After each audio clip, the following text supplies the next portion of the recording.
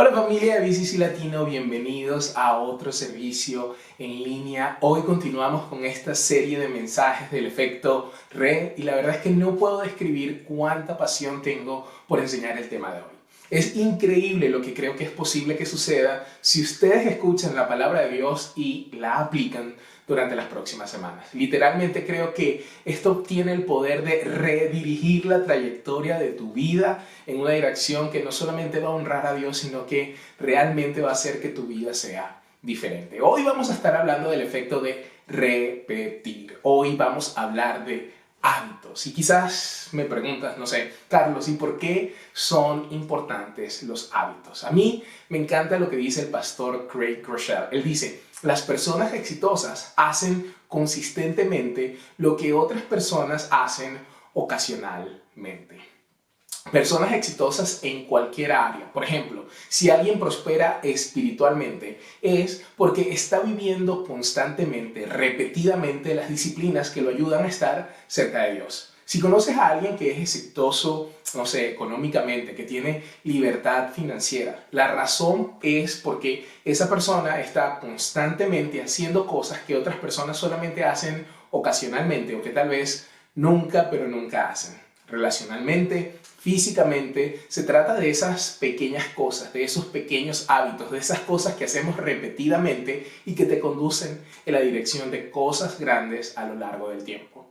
Lo cierto es que la mayoría de nosotros realmente tenemos muy buenas intenciones. Piénsalo, casi todo el mundo que conozco y que tú conoces tiene objetivos similares. Si yo les preguntara a ustedes qué es lo que realmente importa para ustedes en la vida, la mayoría de ustedes dirían cosas que caen dentro de las mismas categorías. La mayoría de la gente podría decir algo sobre estar saludable, de estar sano en alguna forma. No conozco a nadie que diga: oye, mi objetivo de este año es tener el colesterol tan alto que ponga en peligro mi vida. Nadie va a decir eso. Cuando se trata de finanzas, la mayoría de la gente dice: ¿sabes qué? Quiero tener libertad financiera, quiero estar libre de deudas, quiero ser más generoso. No conozco a nadie que diga: este año quiero duplicar mis deudas y tener que pagar esas deudas a tasas de interés súper alto. Nadie hace eso. En las relaciones, todos queremos buenas relaciones con nuestra familia, con nuestros hijos, con nuestra pareja. Cuando nos casamos, ¿qué es lo que queremos? Queremos amor, queremos una vida bendecida, queremos ser felices. Nadie dice: oye, mi objetivo es casarme y estar casado 5 o 7 años y luego el divorcio. Nadie hace eso. Espiritualmente, si eres un discípulo de Jesús, quieres crecer en tu relación personal con Él, quieres estar cerca de Dios, quieres marcar la diferencia en este mundo, quieres que tu vida importe. Y a eso es a lo que me refiero. La mayoría de nosotros tenemos metas o esperanzas muy similares. Todos queremos algo bueno, algo similar, pero terminamos con resultados muy diferentes. ¿Y por qué? Pues porque las metas no determinan el éxito. Son los sistemas, lo que hacemos repetidamente, lo que determina nuestro éxito. Tener una meta no nos lleva hasta esa meta final. Son los sistemas de nuestra vida, la disciplina, los hábitos, lo que determina nuestro éxito. Y de hecho, cuando leo la Biblia a través de este lente de pensamiento, veo ejemplo tras ejemplo de personas que tienen éxito debido a sus hábitos o personas que no tuvieron éxito debido a la falta de ellos.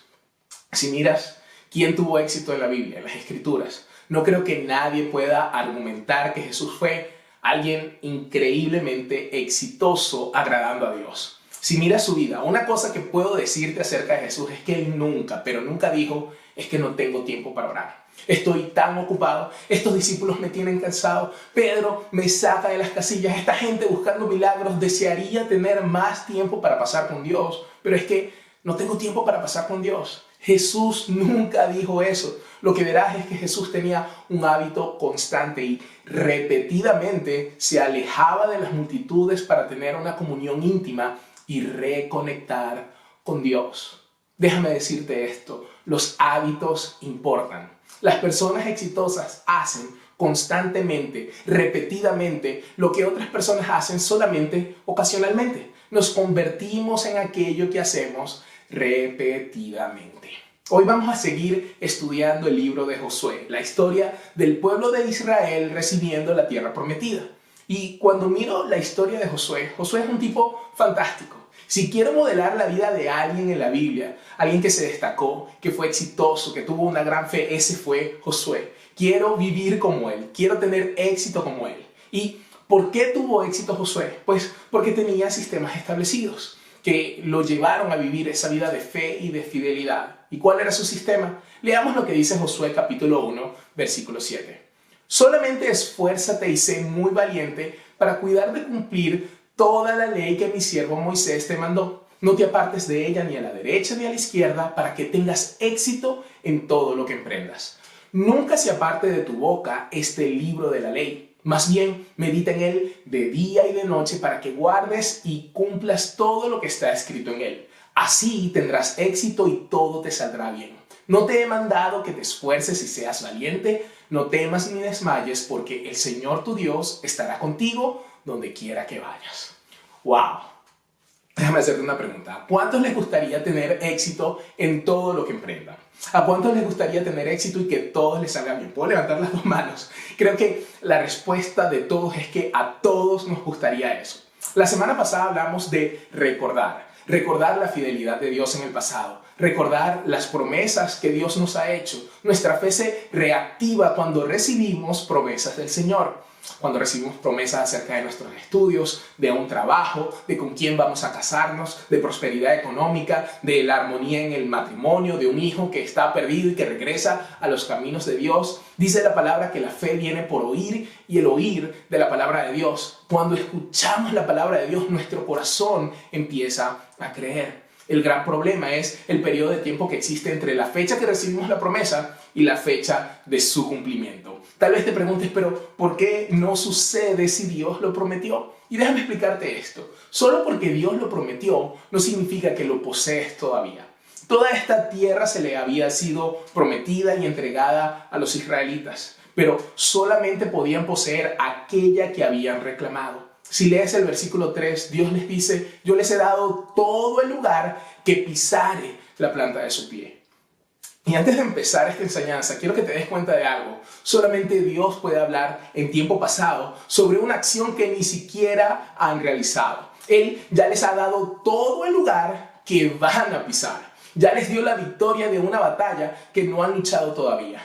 Así de fuerte es Dios, así de grande es Dios, así de confiado está Dios en su propia capacidad. La promesa, la victoria está asegurada. Y la victoria no estaba asegurada porque Josué era un gran líder o porque, no sé, Israel era una gran nación, sino porque Dios le dice a Josué, yo estaré contigo. La victoria es segura porque Josué fue llamado por Dios y Dios estaba con él. Recuerda, Dios está contigo. Él conoce tu futuro y no está preocupado por lo que tú estás preocupado. Él ya tiene todo resuelto si te apegas al plan. Vas a tener la victoria, serás exitoso, todo saldrá bien, pero hay condiciones para la promesa. Me hace recordar lo que dice Hebreos capítulo 10, versículo 36. Ustedes necesitan perseverar, ¿para qué? Para que después de haber cumplido la voluntad de Dios, reciban lo que Él ha prometido.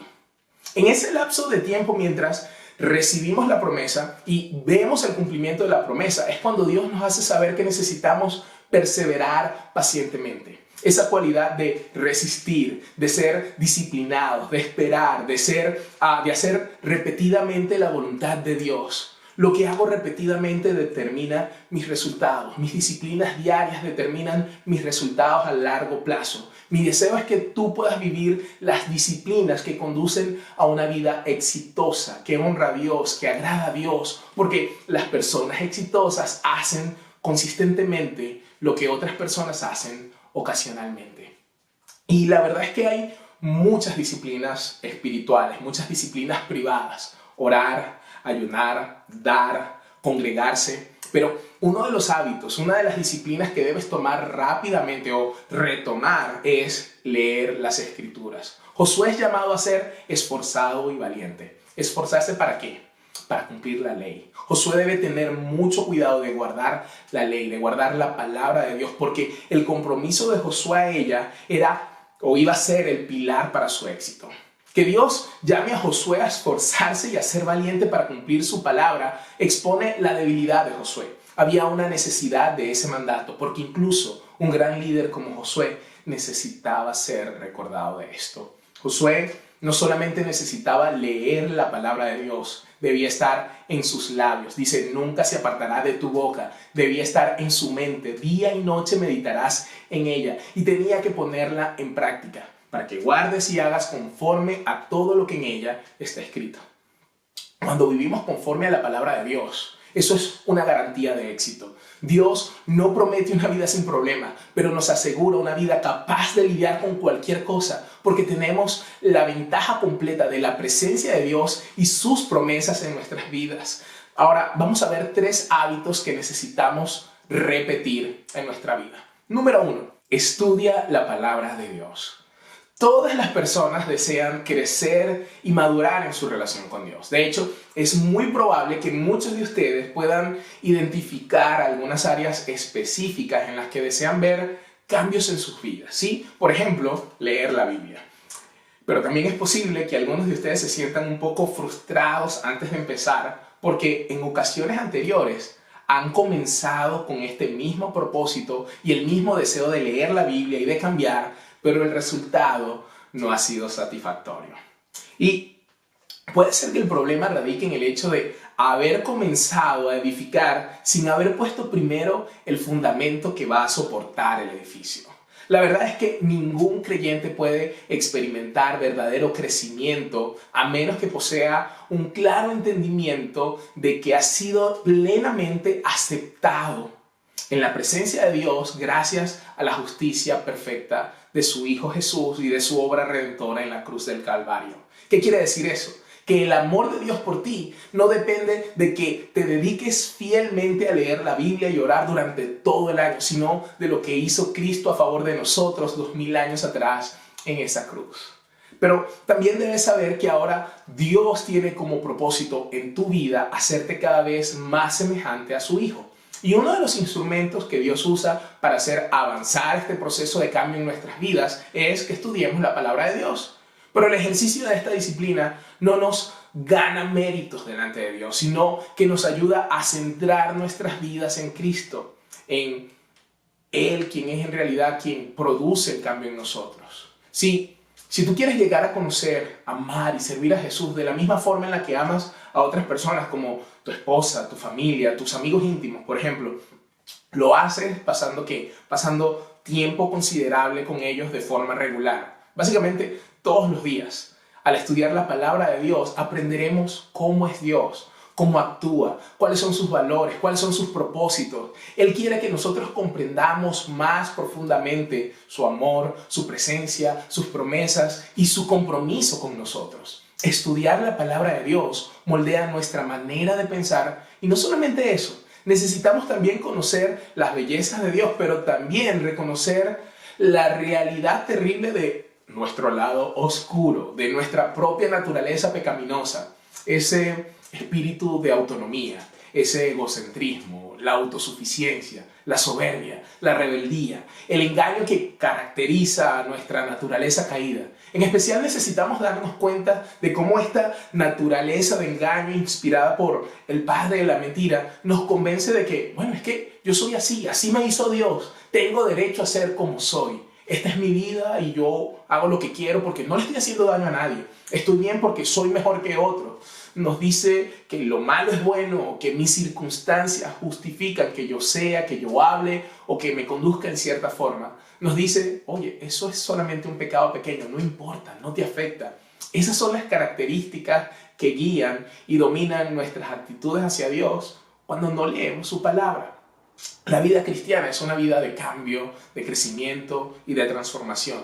Debemos ser seguidores y aprendices de Jesús. Sí, Dios nos ama tal y como estamos, pero nos ama demasiado para dejarnos así. Debemos elevar nuestra visión y nuestra expectativa al nivel bíblico. Dejar de compararnos con otras personas y cooperar con Dios para que Él nos cambie a la imagen de Cristo. Mira lo que dice 2 Corintios 3:18. Por tanto, nosotros todos, mirando a cara descubierta como en un espejo la gloria del Señor, somos transformados de gloria en gloria en la misma imagen como por el Espíritu del Señor.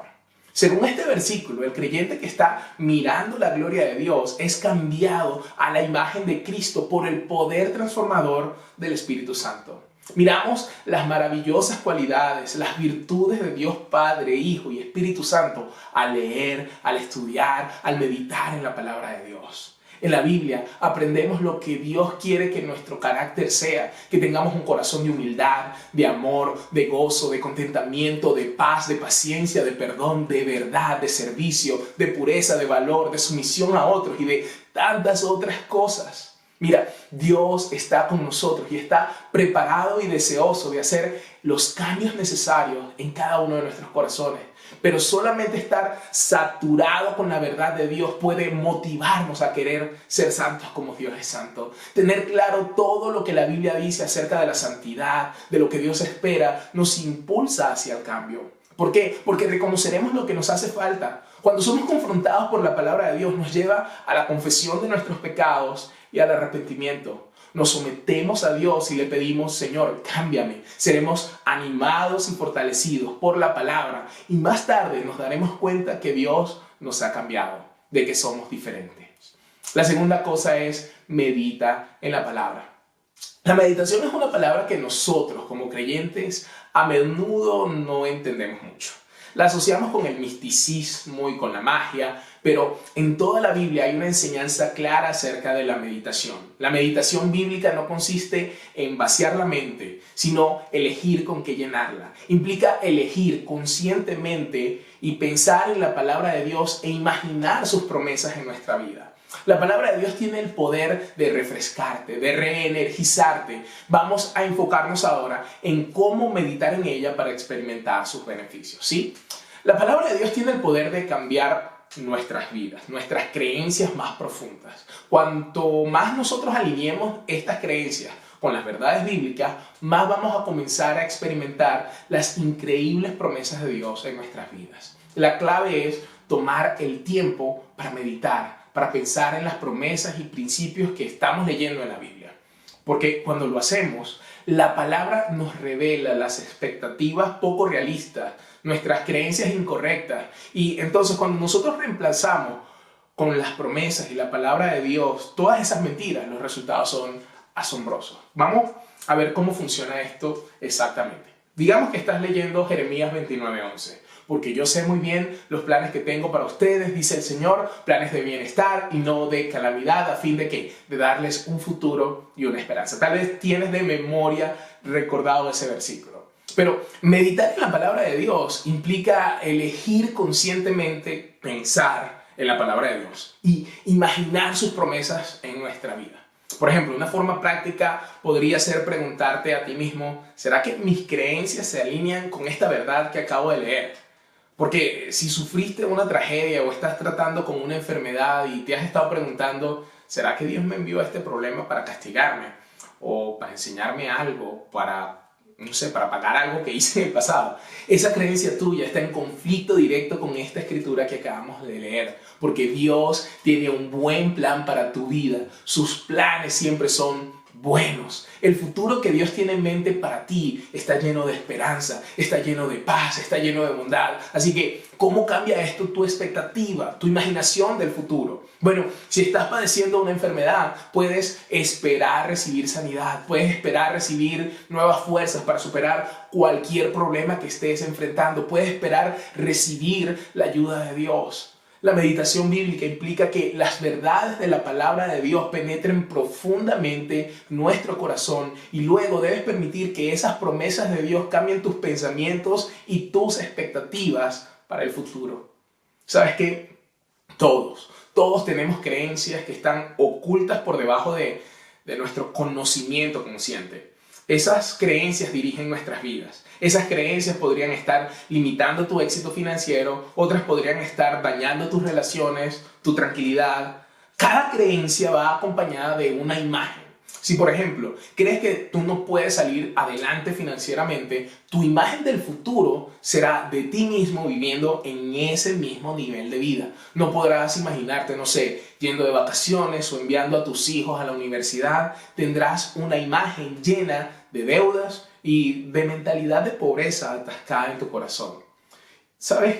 Mucha gente me ha dicho, Carlos, es que yo no sé cómo meditar en la palabra de Dios. Y yo siempre les digo, ¿sabes cómo preocuparte? Todos dicen sí. Y les digo, si sabes cómo preocuparte, sabes cómo meditar. La ansiedad, la preocupación, el miedo pueden ser una fuerza súper poderosa. Cuando le tienes miedo a algo, puedes sentir como si eso controlara tu vida. Tus decisiones pueden ser moldeadas por el miedo y eso te hace tomar malas decisiones o limitar tu vida. La buena noticia es que el miedo no tiene que controlarte. Como hijo de Dios no te pertenece el miedo. El miedo nos empuja y si nos rendimos a él es porque a menudo nos imaginamos lo peor. Si le tienes miedo a la altura, por ejemplo, te imaginas cayendo. Si le tienes miedo a hablar en público es porque te imaginas congelándote con miedo escénico frente a la multitud. Cuando pensamientos como estos te atormentan, necesitas llevarlos cautivos a la obediencia de Cristo y lanzarlos fuera de tu mente y después sustituirlos con la promesa de Dios, meditando en esas promesas. El Salmo 34:7 dice, el ángel del Señor acampa alrededor de los que le temen y los libera. Así que en vez de imaginarte cayendo, imagínate a ángeles a tu alrededor manteniéndote a salvo. En 2 de Timoteo dice, porque Dios no nos ha dado un espíritu de temor, sino de poder, de amor y de dominio propio. Recuerda que el temor no te pertenece y visualízate a ti mismo potenciado por el Espíritu de Dios con su paz sobre ti mientras enfrentas cualquier situación. Estudia la Biblia para averiguar lo que Dios te ha prometido y luego reclama esas promesas como tuyas, medita en ellas e imagínalas hechas realidad en tu vida. De eso se trata la meditación bíblica. Y la tercera práctica es practícala, pon en práctica la palabra de Dios. Nosotros debemos aprender a integrar estas disciplinas privadas, estas disciplinas espirituales en nuestro día a día.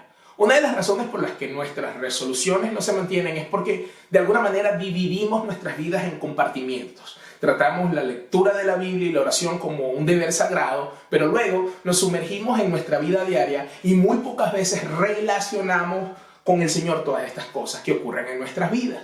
Las disciplinas espirituales nos ayudan a cultivar nuestra comunión con Dios, pero la meta no es solamente reunirnos con Dios en un lugar sagrado, sino caminar junto a Él a través de todo el día, de todos los días de nuestra vida. Es por eso que la práctica de las disciplinas espirituales no produce cristianos que llevan una vida de monjes, aislados de los demás, sino que nos equipa para servir a otros con el Evangelio, porque esa fue la vida que Cristo vivió. Las disciplinas espirituales nos convierten en misioneros, no en monjes. Sí, las disciplinas comienzan en privado, pero terminan en la calle. Si permaneces en lo privado, entonces perdiste el punto por completo, porque ser semejantes a Cristo se mide no por la cantidad de tu conocimiento bíblico, sino por la profundidad de tu amor hacia los demás. Después de amar a Dios, el segundo mandamiento es ama a tu prójimo, ama a los demás. No solo hemos de entregarnos a Dios, sino entregarnos también a las personas. Cuando meditamos en la palabra, Dios nos va a enseñar cómo manifestar su amor y cómo servir a los demás. Dios nos va a enseñar a edificar, animar, apoyar, exhortar, corregir, enseñar, mostrar misericordia y tantos otros ministerios hacia nuestros hermanos en Cristo. Y también vamos a ser desafiados a relacionarnos con aquellos que todavía no conocen de Jesús. Siguiendo su ejemplo, nos vamos a acercar a ellos para poder revelarles el carácter de Dios, su amor, que Dios los acepta, que Dios está para servirles, el consejo, la compasión, la generosidad de Dios. Vas a orar por ellos y pedirás que Dios abra la puerta para que su palabra llegue a sus corazones, para que ellos puedan conocer a Jesús. Su palabra va a ser dada con gracia y su espíritu va a crear una sed espiritual en el corazón de aquellos que todavía no lo conocen. Y también debemos recordar que las disciplinas espirituales nos benefician cuando las practicamos con regularidad. La disciplina siempre produce progreso. Hay progreso, aunque tengas mala actitud, siempre va a haber progreso. Naturalmente no nos gusta la disciplina, pero tal vez si nosotros conociéramos cómo es el proceso, muchos podríamos ponerlo en práctica.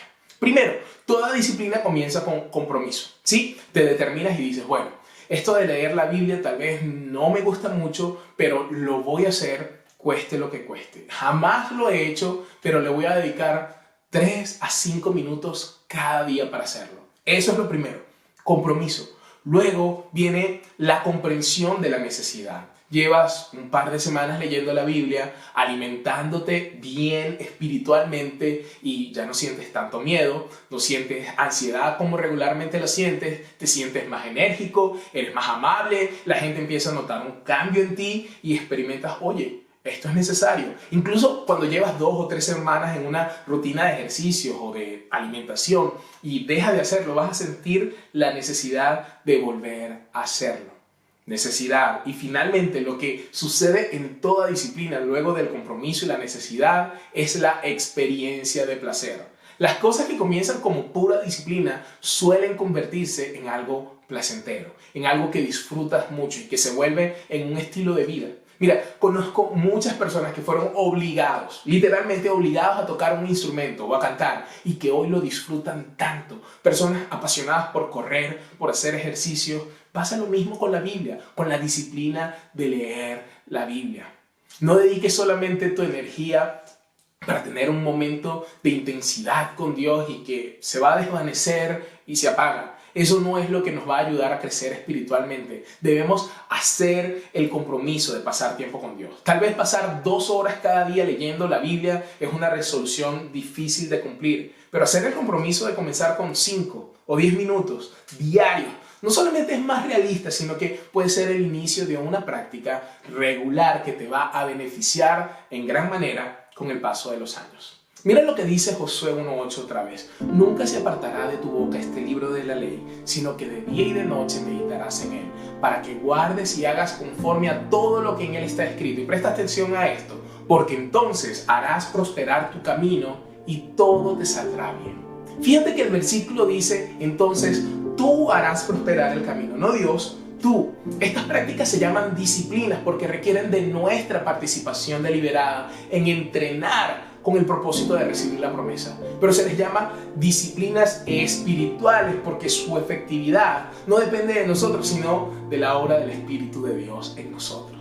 La Biblia es sumamente clara en cuanto a la responsabilidad que nosotros tenemos del uso de estas disciplinas. Pablo le dice a Timoteo, ejercítate para la piedad. No hay atajos para el crecimiento espiritual. La formación del carácter espiritual en nosotros es un proceso que dura toda la vida. Y las disciplinas espirituales son medios que nos ayudan en ese proceso. Entonces, la pregunta es, ¿por qué no meditamos más en la palabra de Dios? Una razón es porque hay otras actividades que parecen ser más urgentes. Por ejemplo, tus responsabilidades en el trabajo. Ese activismo tiende a proveernos un sentimiento de importancia, de que estoy ocupado, de que soy importante, de poder, de ser indispensable. Y posiblemente estamos tratando de llenar nuestra sed de Dios con otras actividades. Sí, la meditación ocupa más tiempo que simplemente leer un versículo de la Biblia, pero cultivar y disfrutar una relación de amor con otra persona requiere de tiempo, pero vale la pena. Dios ha sido generoso con nosotros, puedo decir extravagante con nosotros. Nosotros también podemos ser extravagantes en nuestra dedicación de tiempo para Él. Tal vez otro obstáculo es la rapidez, las presiones de la vida moderna que hacen menos natural el proceso de reflexión y de meditación. En los tiempos bíblicos, un pastor de ovejas como David pasaba muchos días a solas, no había luz en la noche, no había libros, no había radios, no había televisión para distraerse. El agricultor de antes trabajaba muchas horas a solas en el campo haciendo actividades repetitivas. Ya no viajamos tantas horas o días a pie o a caballo por caminos desolados con tiempo para reflexionar y comunicarnos con Dios.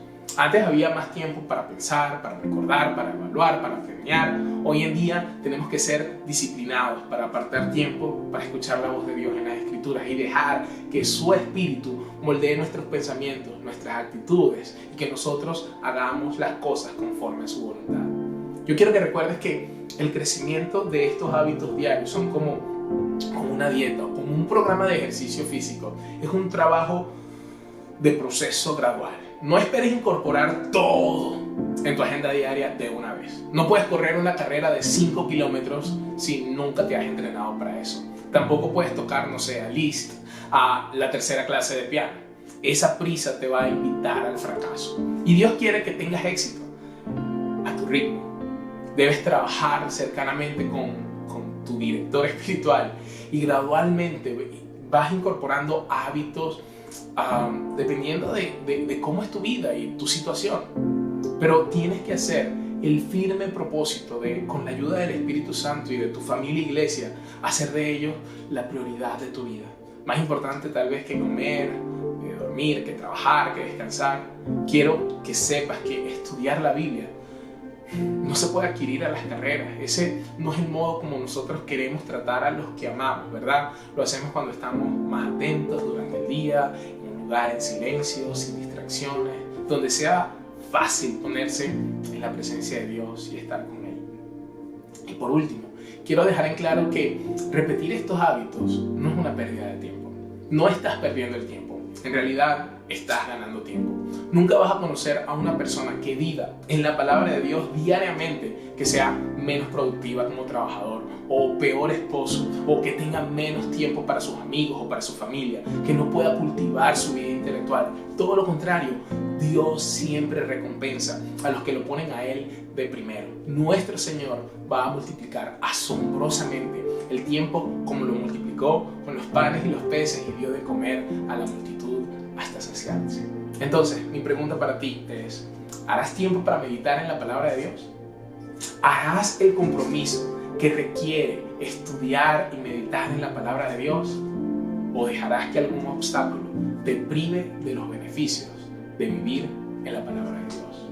Recuerda, las personas exitosas hacen consistentemente lo que otras personas hacen ocasionalmente.